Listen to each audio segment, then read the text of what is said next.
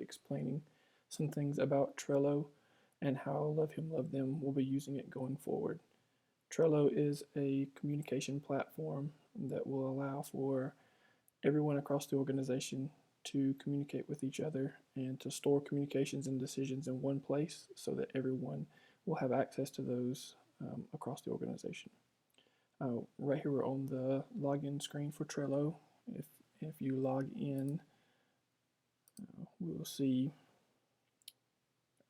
the Trello homepage. What we see here is in the main section here. This first section up here are starred boards. These are boards that I have basically favorited.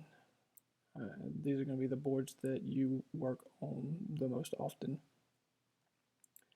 This is a personal board. You probably won't see this when you log in.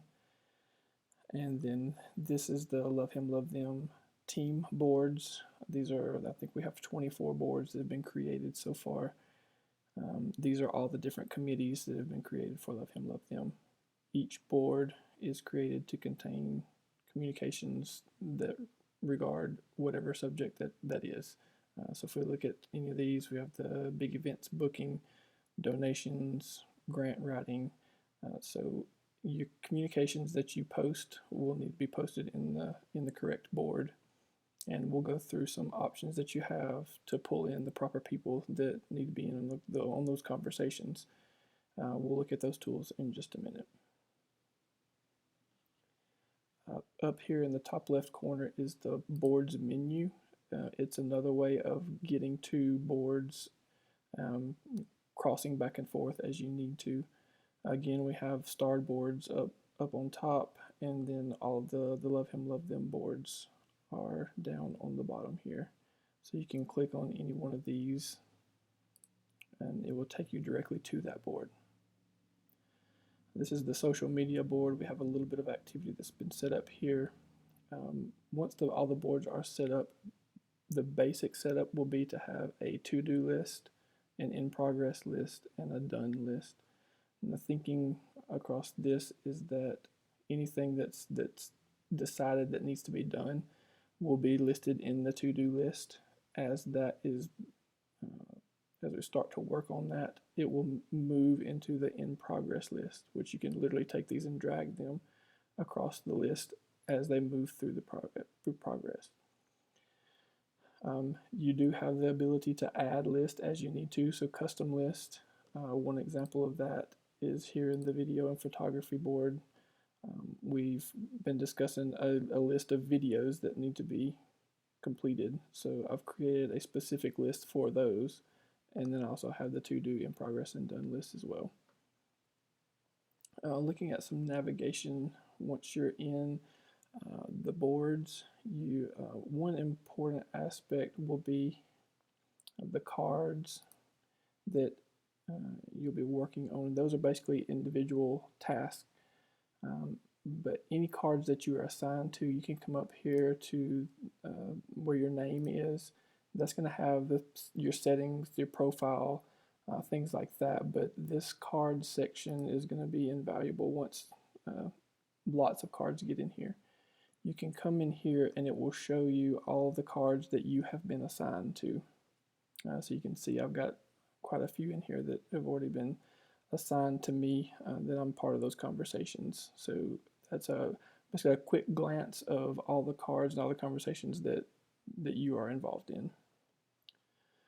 So if we go back over to a board, we can look at the list and a breakdown of the cards.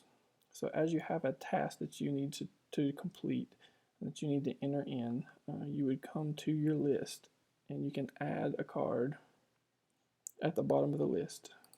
Once you do that, it'll open up the box, and here you'll basically be entering a title for what this card is about. So if we just go in here, we can do test. Hit the enter button, and it's going to give us that card has now been created.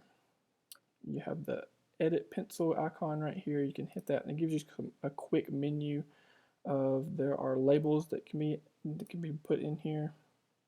We don't have any labels set yet. You can add members so here is where you will add the people who are going to be part of this conversation or who have steps to take in this task.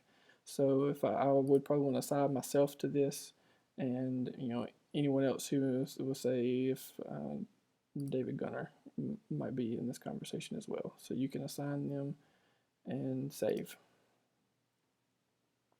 Once you've got this, you can open the card, and here's your card view. You've got a section to put a description of what's going to happen or what needs to happen, anything that's been discussed. Here in this description, that'll be the main part of that discussion. Once that's been filled out, any comments or any developments on that topic can be put in as comments. Over here on the right, you have different options and tools that you can use on each card. A lot of these are the same as that menu that we looked at, the little shortcut menu before. If you need to add any more members or remove any members from this card, you can do that from the Members tab. Here's the labels again that we saw a while ago. This is a checklist. You can add a checklist into, so if there are certain multiple items that need to be checked off, you can add a checklist into the card and add items in. So we'll do test 2. So you can put those in and then check them off as they get done. You can schedule, so if you have a certain date that needs to be hit, you can schedule that date on that card, and Trello will send you reminders on when it needs to be done.